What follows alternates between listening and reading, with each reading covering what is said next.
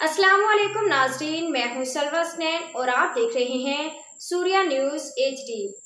आइए नजर डालते हैं आज की अहम खबरों पर। टाउन म्यूनसिपल कॉरपोरेशन मंगोपीर महकमा इत्तलात व तलकात आमा प्रेस रिलीज तारीख 28 जनवरी मंगल 2026 deputy commissioner west Zulfiqar Ali Memon की सरबराही में DC ऑफिस में फायर सेफ्टी ऑडिट के हवाले से एक इंतहाई अहम और फैसला कुन इजलास मुनक्किद हुआ, जिसमें मंगोपीर टाउन के चेयरमैन हाजी नवाज अली बरोही ने न सिर्फ शिरकत की बल्कि फायर सेफ्टी इकदाम के हवाले से वाज़ेह और मजबूत मौक़िफ़ भी पेश किया।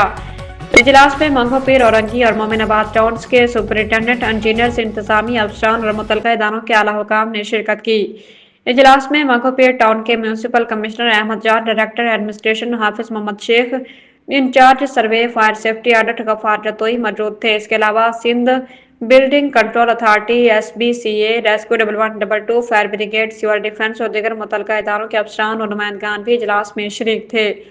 इजलास में हालिया कुल प्लाजा सानिये के तनाजुर में फायर सेफ्टी के निज़ाम पर तफसीली गौर किया गया और इस बात पर जोर दिया गया कि तमाम बड़ी और बुलंद इमारतों की फायर सेफ्टी ऑडिट रिपोर्ट एक हफ्ते के अंदर मुकम्मल करके चीफ सेक्रेटरी सिंध को जमा कराई जाए।